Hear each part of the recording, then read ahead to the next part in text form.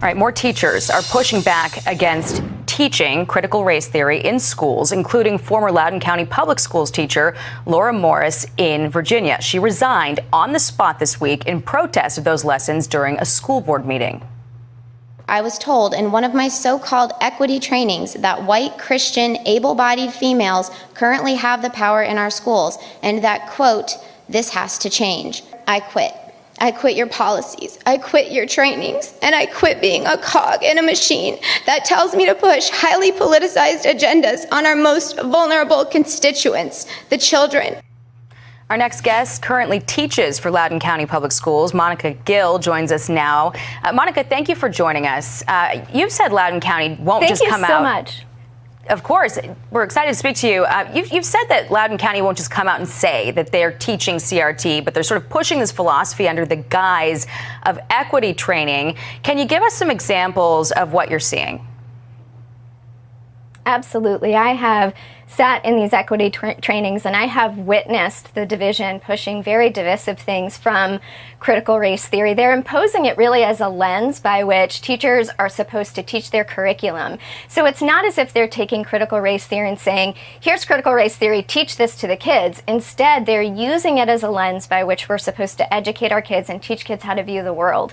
And for instance, I have seen them pushing the racial stereotype of white privilege. I have heartbreakingly watched that trickle down into our student body, where I have witnessed some of our students of color excluding their white peers by saying things like, well, you can't be a part of this conversation because you're white, which is heartbreaking. No child should be excluded from a conversation because of their skin color. That has nothing to do with whether or not they have something of value to add to a conversation or to our fellowship and our community. We're being taught that if you claim to be colorblind, that is a microaggression, that you are being racist, which that's the complete antithesis of what Dr. Martin Luther King taught us. You know, he advocated for a colorblind society. So this is very damaging to kids. We should be teaching kids that there is one race, the human race, and advocating for anything different is just, it's not going to give us a healthy society. So how are the students reacting to this? Are you seeing kids be negatively impacted, or are there some kids who appreciate it? You know, I think it's a mixed bag. You know, right now we're a very polarized community, which is sad to see and very heartbreaking. But I think some kids buy into it. And as I said, you know, we're seeing this impact our students in the way that they're looking at one another and dividing each other along lines of race. And there are some kids who are just not buying into it. I think particularly our biracial students have a lot of trouble with this because, you know, they have maybe one parent who is white. And if they speak up to protect that parent, or a friend who might be white, then they are considered white adjacent. It really is so divisive and polarizing. It's heartbreaking to see.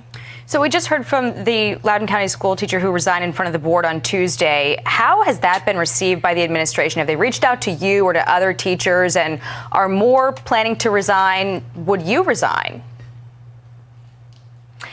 Well, I mean, I don't know about the full reaction of everyone else, but what I can tell you is that Laura Morris's words to the school board were eloquent and they were poignant.